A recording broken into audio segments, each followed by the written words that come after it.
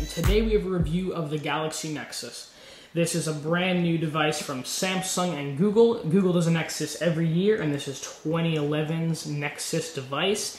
There's a lot of hype around this device because the Nexus devices always are the devices that launch the new version of the OS.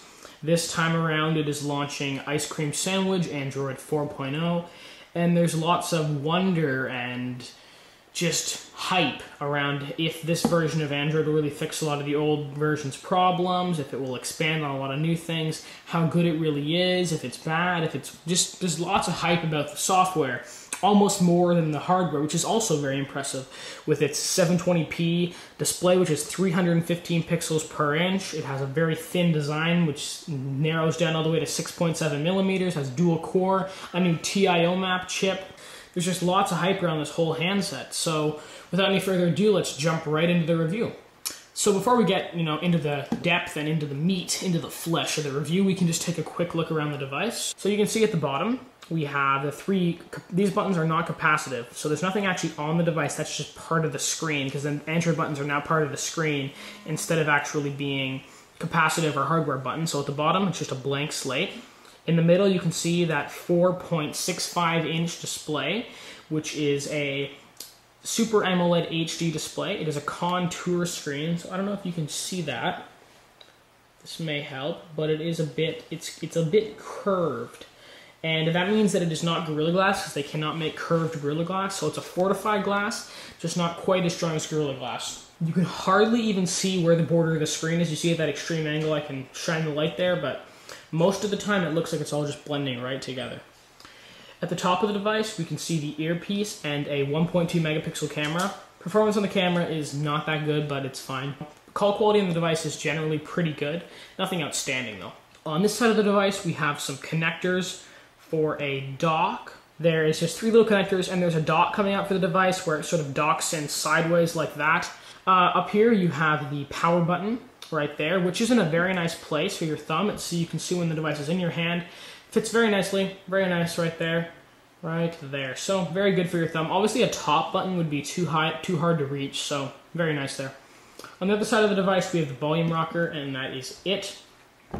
The volume rocker, on the other hand, is not well placed. You see the power button's right there under your thumb, but I find that a lot of the time when my hands are on the device, I tend to click up here, just above the volume rocker, and it just feels like I would have preferred it was a bit higher up. Like, a lot of the time I'll click it by accident, because when I'm just holding the device down here, I just click the down button by accident. Sometimes I click up, down. I wish it was just a bit higher up, because if you see on the entire device there, it does look pretty close to the center, which is, sort of odd.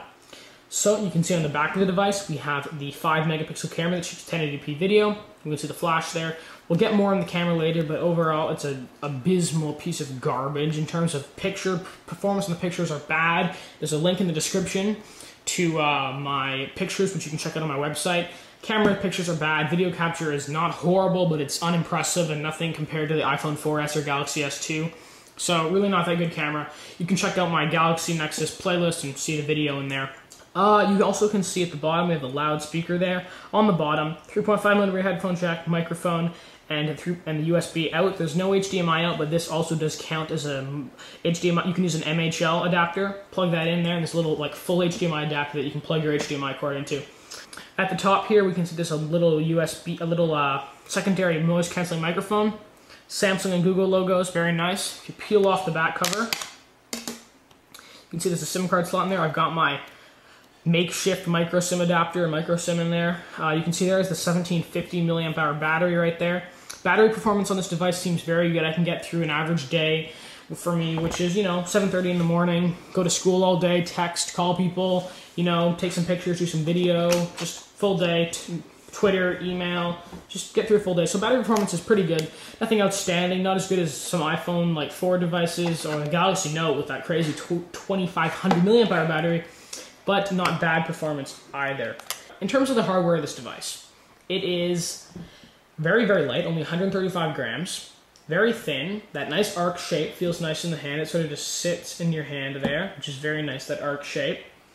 The overall, it just fits in your hand very nicely. Even though it's made of plastic, it does feel quite solid. No really real budge going on. In my opinion, it feels better than the Galaxy S2.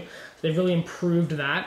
I would have preferred if they'd made this sort of plastic like rim around here into like a metal. That would have just been a nice touch to give it more of a premium feel. Even if they kept this back part here plastic, having this edge around here would have been metal and really would have topped off the hardware for me. But overall, it feels like a totally fine device, solid in hand, typical Samsung build, well built, not the most premium materials, but that's not really a massive problem for me. And now we can move into the software of the device.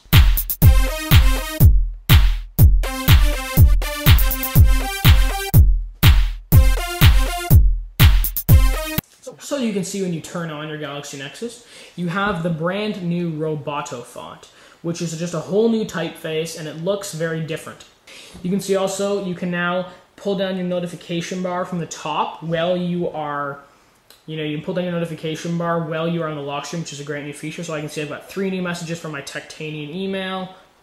I've also got access to my settings right from here. I can clear everything or swipe individuals away, so I can just swipe that away. But mainly, if you grab your little ring here, you can drag it to the unlock, or you can also drag it to here to get pictures. So we'll just unlock the device. And there is my home screen. So you can see I've got the new music widget right there with a nice song in there by OneRepublic. I've got 8 of my favorite applications there. I had 2 web links to The Verge and Techtainian. My little battery widget, which I loved using, I use on all my devices. And a new feature, now the Google search bar, which used to be a widget and still is a widget, is now permanently up at the top there. I'm not dragging this way, this is just a permanent feature. And you can go in here and you can immediately start searching. So we can just start typing Techtainian, and you can see there it is right there. So new Google search bar right at the top. Very nice that it's just conveniently up there all the time. We can also see some of the new widgets of this version. You can just swipe through your widgets here. Swipe through your widgets over here. Very nice new kind of widgets, just make it different. New iOS folders are nice too, like this. Just make a new folder by dragging apps on top. You can name the folder very easily, just like that. So folders are much improved. The app launcher is like this now, very nice, smooth animation between applications, just swiping through.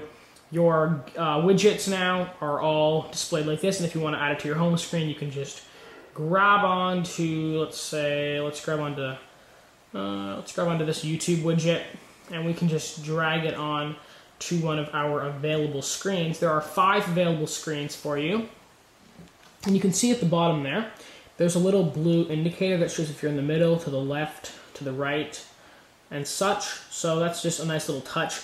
There is no way to like pinch out and see all 5 of your screens. You can't click the home button to like see all 5 of your screens, so there's no fast switching. But with only 5 screens, it's really not that bad. You can always click the home button to go back to the center and then do that. So really not that bad.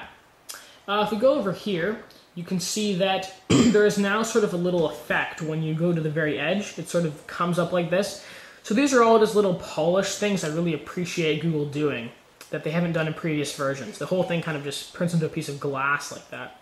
Just nice little polishes that are very nice. There is a nice new feature where if you are dragging an application onto your home screen, you can now drop it to your screen and it shows a little place where it will be dropped. So just like so. You can drag it to app info to get more info of the app, or you can directly uninstall. If you go to app info here, you can force stop it right from there. You can uninstall, you can see information. So a very quick way of getting to the app info, and you can also force, like, just quickly uninstall, which is another great thing, which has been included in some third-party launchers, and now coming right to Ice Cream Sandwich is just a great new feature. So we will go into the browser quickly. If you want to get like a bunch more features about Ice Cream Sandwich, all these new Ice Cream Sandwich things, because they have done a lot, you can click on my Ice Cream Sandwich video, and that's available. It may not be available yet, but there will be an annotation right up there. That might be a longer video going into a lot of the in-depth stuff about Ice Cream Sandwich, but for now, this is all you're getting. If you want to check out my browser video, which I have done, you can check out that one by going to my Galaxy Nexus playlist right there, and check out my browser video. Okay, so right now I'm loading up The Verge full site over HSPA. Roger's performance is not that good in my house, but looks like it's getting pretty good.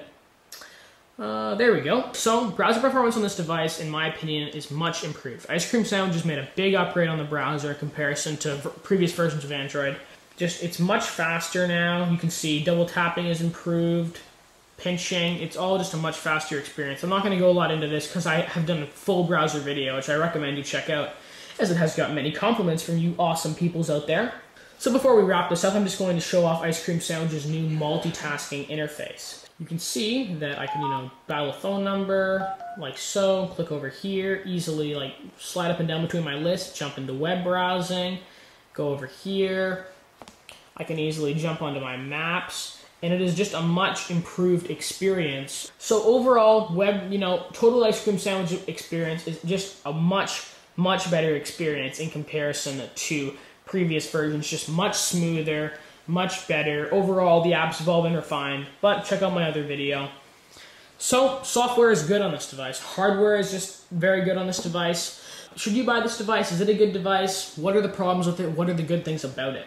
So, the good, as I like to say, it is light. It is generally solid build. It has an incredibly good looking screen. It is a bright screen.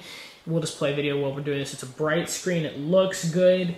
It's just a very good screen overall. That's a very important part, obviously, is that it is a good screen, and this device definitely delivers. So, very good screen, very solid hardware. Ice Cream Sandwich is just a joy to use.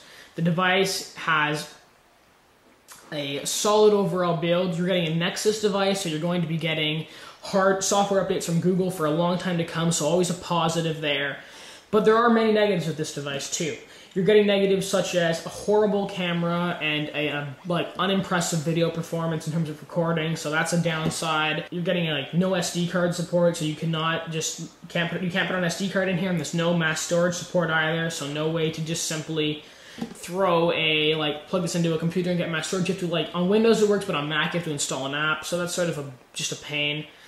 So there's these little things that are just sort of irritating. Overall, the Galaxy Nexus is a solid device that I would really recommend to anybody right now without any hesitation. Totally great device. Really just so few things wrong with the device. Just a couple of those small little things. Sometimes it feels a bit plasticky, but overall, solid device. So, that's been Cam for Techtainian giving a review of the Galaxy Nexus. Hope you guys enjoyed, and I will see you guys in the next video. Drop all of your stuff down below. I will respond to all your comments, answer any of your questions, and such. Adios, amigos. See you in the next video.